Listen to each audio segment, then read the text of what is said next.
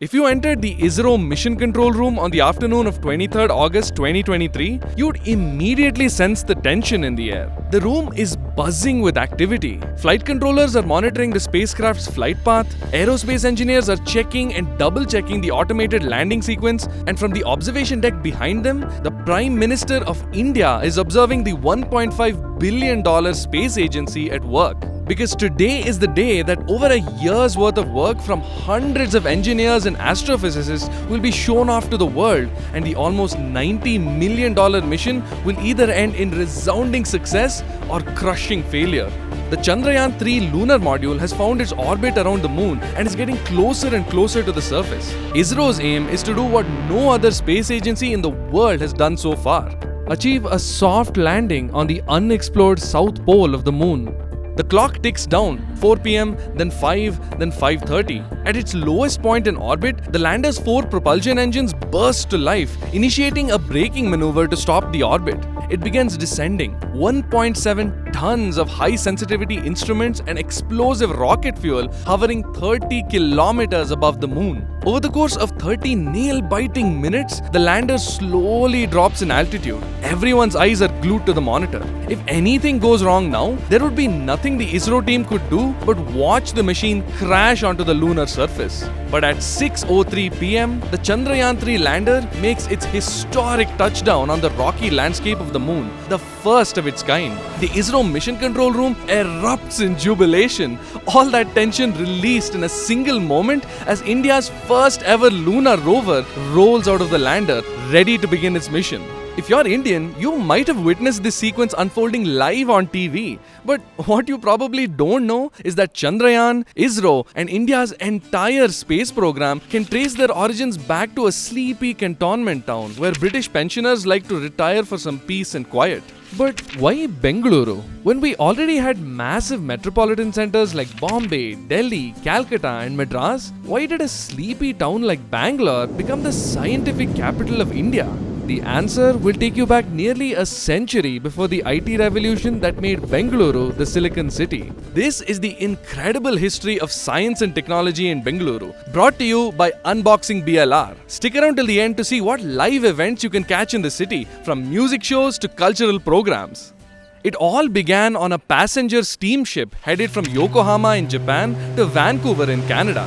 In order to pass the time on the long trip, 2 men struck up a conversation. Their backgrounds could not have been more different. One of them was a prominent industrialist from Bombay, a wealthy owner of cotton and textile mills. The other was an unknown monk from Calcutta who was traveling the world. Obviously, there's no exact record of what they spoke, but it might have gone something like this.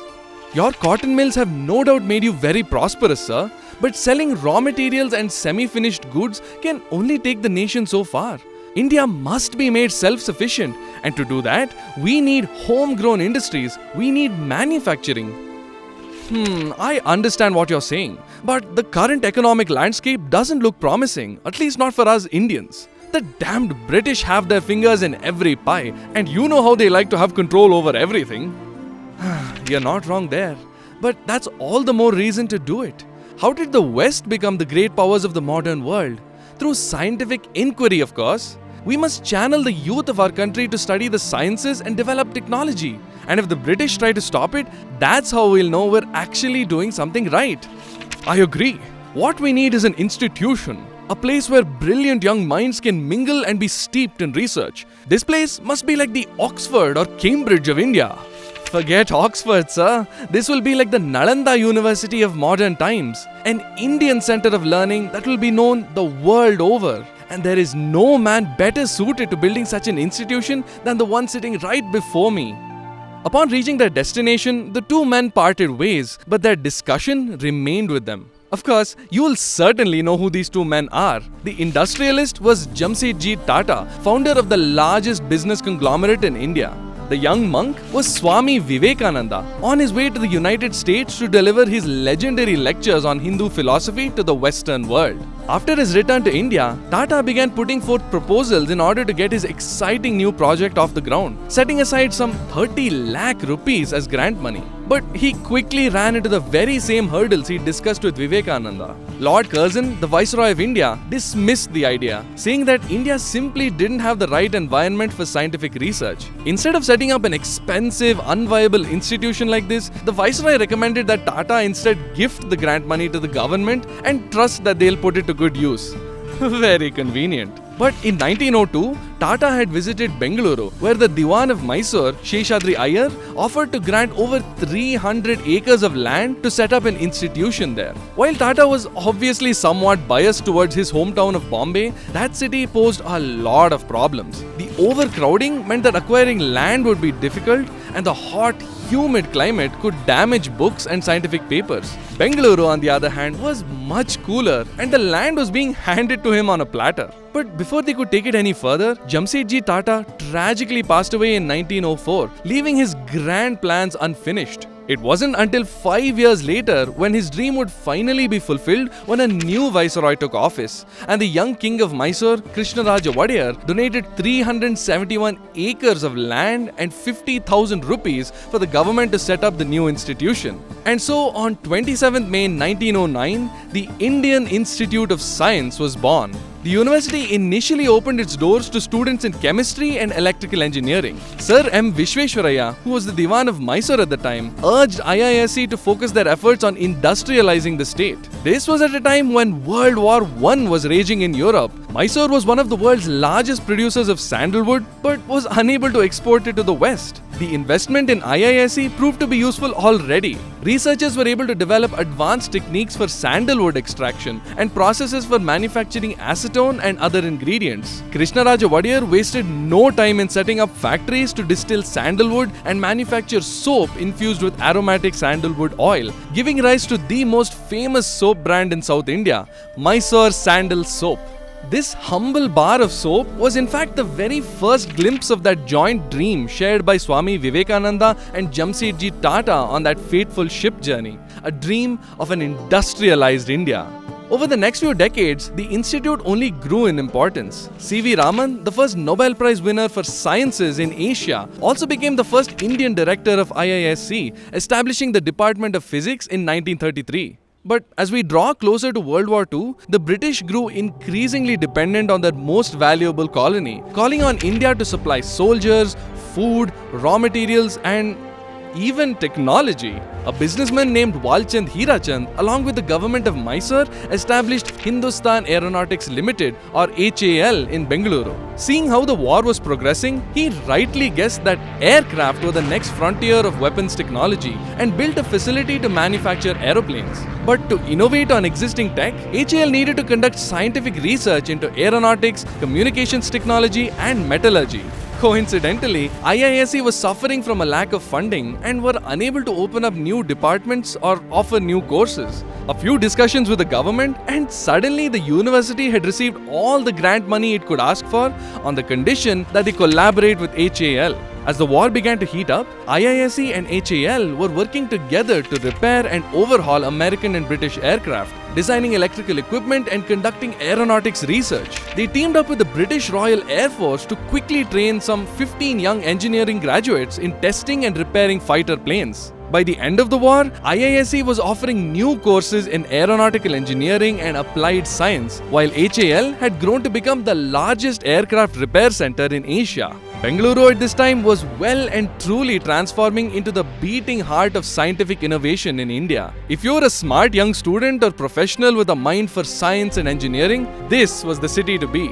It's no wonder then that the next few decades saw a number of massive organizations establish their headquarters in what was otherwise a quiet, unassuming city that had the temperament of a hill station rather than a bustling metropolis. Bharat Earth Movers, Bharat Electronics, National Aerospace Laboratories, Hindustan Machine Tools, and loads more public sector companies built sprawling offices employing thousands of physicists, chemists, and engineers. While all this was happening in Bengaluru, just 100 kilometers away, far from any sophisticated research lab, a new frontier of cutting-edge science was awakening in the pitch-black depths of the Kolar goldfields. Paradoxically, within the maze of mine shafts descending over 3 kilometers underground, physicists were uncovering the secrets of outer space. In the completely isolated environment of the gold mines, they were able to study the nature of cosmic rays and strange subatomic particles. The project, being led by the legendary nuclear physicist Homi Bhabha, would kickstart India's obsession with the quantum realm, leading to the creation of the Indian nuclear program. It was crucial to understand how atmospheric radiation would affect machinery if we were to launch man-made objects into space. You have to understand the time when all this was happening. The two great superpowers of the world, the United States and the Soviet Union, were steeped in a Cold War, with both nations stockpiling nuclear weapons. They invested billions in their space programs during the 60s and 70s, partly out of scientific curiosity, but largely to improve rocket technology and navigation systems, ensuring both countries were capable of launching guided nuclear missiles from the other side of the world. The space race was on. It could hardly be a coincidence then that many of the scientists involved in studying atomic science and nuclear weapons in India were also at the forefront of the nation's budding space program. In 1942, Homi Bhabha arrived in Bengaluru to become a professor at the brand new Cosmic Ray Research Unit at IISc. This was where he met Vikram Sarabhai, another brilliant physicist who had developed a keen interest in the study of cosmic rays. But while Bhabha's focus was on nuclear physics and atomic energy, Sarabhai was more interested in where they originated, deep space. On 4th October 1957, the Soviets launched Sputnik, the very first artificial satellite orbiting Earth. Indian astrophysicists were fascinated with the potential of space exploration. Imagine the things you'd see if you could put a high-powered telescope outside the Earth's atmosphere, getting the clearest view of the solar system and beyond. This was the new benchmark to aim for, and the Indian scientific community in Bengaluru had their sights set on the stars. Under Prime Minister Jawaharlal Nehru in the 1960s, the government began to lay the groundwork for space research in India with the help of Vikram Sarabhai. But for such a young country to invest in a space program, did it really make economic sense? If we are to play a meaningful role nationally and in the community of nations, we must be second to none in the application of advanced technologies to the real problems of man and society. This is not to be confused with embarking on grandiose schemes whose primary impact is for show rather than for progress measured in hard economic and social terms. Sarabhai had no illusions that India would be able to compete in any space race with the developed nations of the world, at least back then. But in his view, the importance of a cutting-edge space program was, more than anything, a place to incubate pioneering new technology that could one day be used to improve the lives of normal people. Whether he was right about that or being way too optimistic, we'll find out later in this video. But now it's 1969. NASA has successfully put a man on the moon just 12 years after the first man-made satellite was launched into space. The rate of progress was blistering, but India was determined to keep up because this was also the year that the Indian Space Research Organization, or ISRO, was created on the recommendation of Vikram Sarabhai. In fact, he only agreed to be the chairman if it was going to be headquartered in Bengaluru. Now, we've already seen what ISRO is capable of doing on a tight budget, but the 1970s and 80s era of ISRO was on a whole other level of shoestring, no, noodle string budget. When they needed to test a communication satellite with zero electromagnetic interference, you wanna know what they used?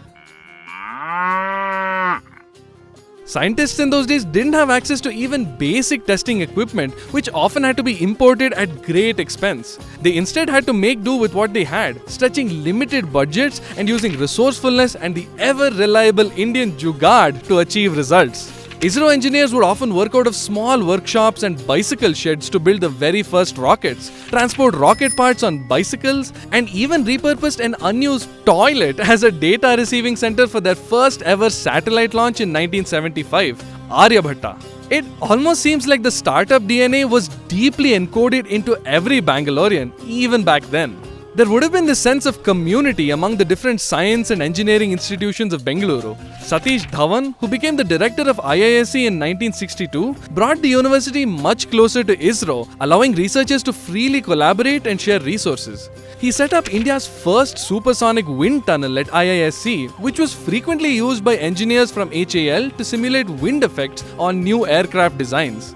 Dhawan would become the chairman of ISRO in 1972 and supervised APJ Abdul Kalam's team in launching multiple missions. But okay, let's just step back for a second and look at what these organizations have actually given us. Because scientific research is great and all, but without some kind of real-world uses or benefits, it becomes really hard to justify the cost. So, how have Bengaluru's scientific research institutes fared? Let's start with IISc. The institute served as an incubator for important ventures at crucial points in India's history. The research they conducted with HAL over the years helped the aircraft manufacturer to become one of the largest aerospace companies in Asia, making over $3 billion a year manufacturing state-of-the-art aircraft engines, materials, and fully indigenous aeroplanes. If you hear the roar of a low-flying jet above Bengaluru, that's the sound of a military fighter jet that's been designed and manufactured entirely in the city. They also supply ISRO with rocket and satellite technology. Something you might not know about IISc is the role it played in the IT revolution. When Wipro saw the potential of semiconductors and personal computing, they took the help of researchers at IISc to create India's first mini computer. This eventually led them to their current business of software development, but their collaboration continues even today in manufacturing and medical imaging. Incidentally, Wipro helped ISRO build India's fastest supercomputer in 2011 to help analyze satellite data. Remember how Homi Bhabha had been working at IISc in the 1940s? Well, he'd been writing letters to a certain influential businessman requesting a grant to set up a new institution in Bombay. By 1945, he'd received the funding he needed and moved to Bombay to establish the Tata Institute of Fundamental Research, bankrolled by none other than J.R.D. Tata, the son of IISc's original visionary Jamsetji Tata. What a small world! In recent years, scientists at IISc have been doing pioneering research in nanotechnology, medical science, vaccine delivery mechanisms, neuroscience, and climate change. It's ranked as one of the top science universities in Asia and has a growing list of illustrious alumni at some of the top hospitals, companies, and research labs around the world.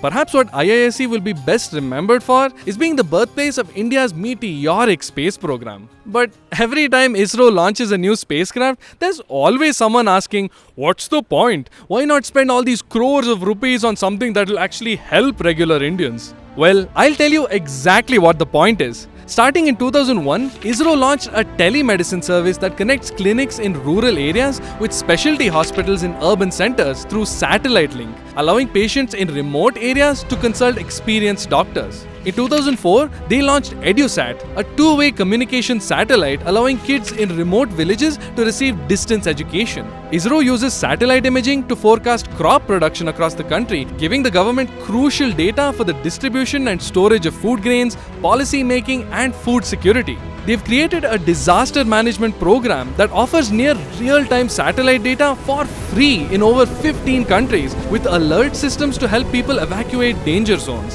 ISRO has also launched a satellite mapping system called NAVIC, which will soon be available to all Indians as a more accurate alternative to GPS. In the last decade alone, India's space sector has added over $24 billion to India's GDP. And all this is in addition to the path-breaking research they do in astrophysics and astronomy, exploring alien worlds to discover the fascinating secrets of our solar system and universe. Now try telling me the Indian space program isn't worth the investment.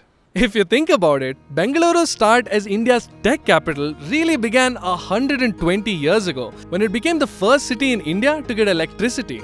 The Shivanasamudra hydroelectric power plant was installed on the Kaveri River in 1902, supplying electricity for mining at the Kolar goldfields, passing the transmission lines through Bengaluru. But when he saw that the plant was producing nearly 1.5 megawatts of excess power, Nalvadi Krishnaraja Vadeyar decided to reroute the electricity to Bengaluru. On 5th August 1905, a large crowd gathered in KR Market to witness the first ever electrified street lamp come to life. A new era of Bengaluru's history was about to begin. But no one, not even the king and all his far-sighted diwans, could have known that they were laying the foundation stone of a city that would define the future of India's science and technology ambitions for generations to come. This video is brought to you by the UnboxingBLR Foundation, a non-profit platform anchoring many exciting initiatives that celebrate Namma Bengaluru's journey and its emergence as a global tech hub and cultural melting pot. Unboxing BLR's initiatives include BLR Hubba, the annual city festival that takes place every December, Hubba in your park and Hubba in your streets. This year's BLR Hubba will have over 500 diverse events, including a South Asian music carnival, a Karnataka arts and culture program, and experimental art events. Join us at over 50 locations across the city between November 30th and December 15th. That's not all. Unboxing BLR has a range of projects to document the city's journey and evolution. These include the Unboxing Bengaluru book, a data report called Bengaluru Rising, and their official podcast, From Code to Culture. To find out more, follow Unboxing BLR on Twitter and Instagram. Link below the like button.